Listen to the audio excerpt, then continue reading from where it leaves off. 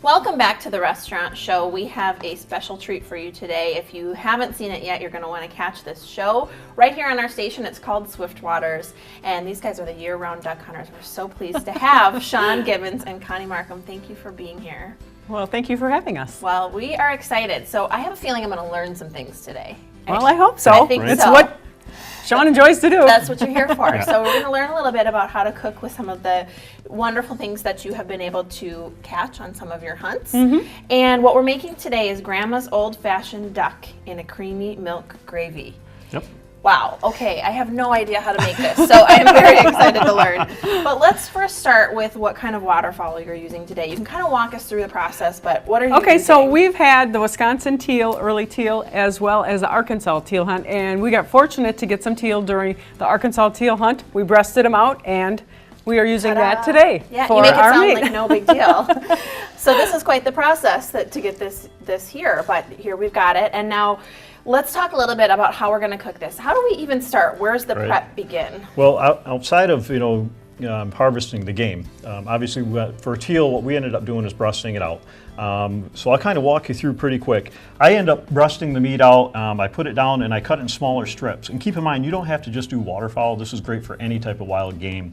Okay. We cut it in strips, maybe a 1/2 inch to 1 inch long, maybe about a 1/4 inch wide. You can kind of get a sense. They're just more of bite size. I usually marinate it, maybe the night before, some type of red wine vinegar, some soy, and any type of your favorite flavors, ahead of time. I've got a Camp Chef stove, so we'll actually do this type of preparation while we're out in the field. I was going to ask about this because this is incredible. So you can this is portable. This travels with us everywhere. We go in the field, we'll be in the duck blind, we'll be in the boat, and Shawn usually makes us breakfast. I love that, Camp Chef, and it's that easy. It looks like a little briefcase they came in with. It was great. It's fully self-contained. Yeah. So what I end up doing is I'll take the meat after it's marinated, I drop it right into a flour. The flour I also season as well. So again, I like to do some little bit of Cajun, a little bit of hot sauce. I like some apple rub,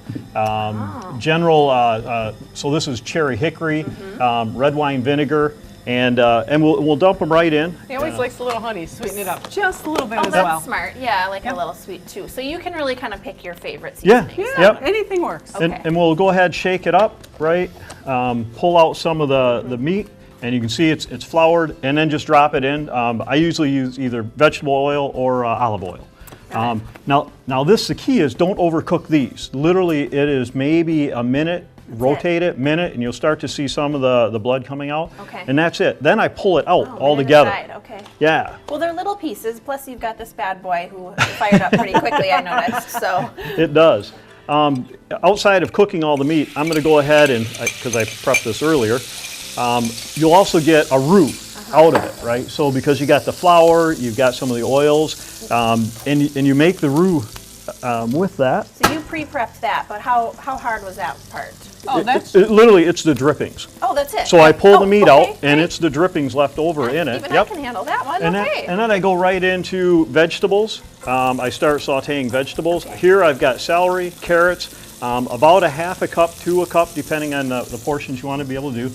A lot of onions. I really enjoy the essence of onions. Our garden. Right? We have a garden. I I love truly enjoy it. We pick it every day, and tomatoes and peppers are in season heavily right now. Bacon. You guys are so I pre-cook busy. the bacon as well because bacon goes with freaking everything. It's awesome. You guys are busy with your show and everything, but you almost could open a restaurant right at the house, right? Right?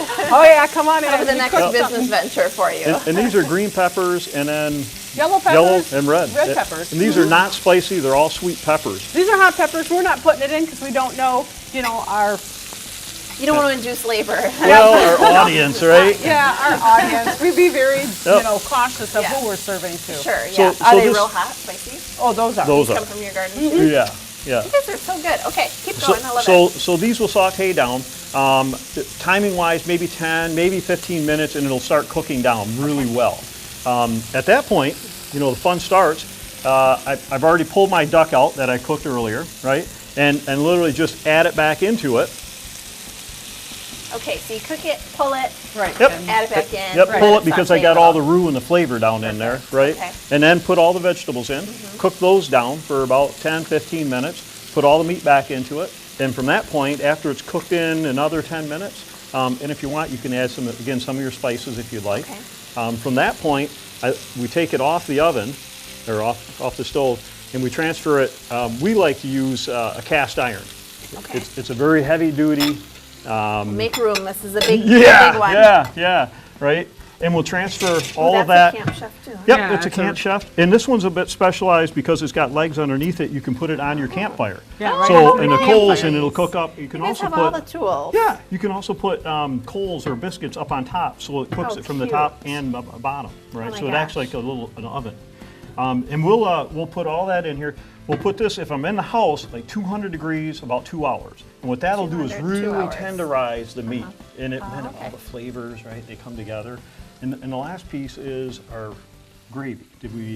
Nope, we don't have that here. Okay, but there's gravy. Gravy that goes yeah, in. yeah. here. We got the final product, Yeah, so don't and- worry. But I gotta ask you really quick too about your hunting season, because I want to make sure people know when to see this fabulous show. Yeah. But has your hunting season? It's just the northern opener is this weekend. So Okay. the northern Look state at of that. Wisconsin opens this So weekend. good. Our Oh my southern gosh. and Mississippi opens next weekend, and then we're full blown into North Dakota, back to Wisconsin. We into travel it. to Arkansas, down to Louisiana. So yeah. Who's gonna tend the garden while you're gone? No, you got lots to do. But also, let's tell folks when they can watch the show. If you haven't seen Swiftwater, you don't have to be a huge hunting fan of any kind. These guys are just really entertaining. So you you really can are. watch us- You keep me. I enjoy it very You can much. watch us on Channel 57's part of the Weekends in the Wild, Saturdays and Sunday mornings. And we're airing now till the end of the year. So Can't wait. join one of the episodes. It's a lot of fun. Well, thank you so much, Yep. Connie and Shawn from Swiftwaters.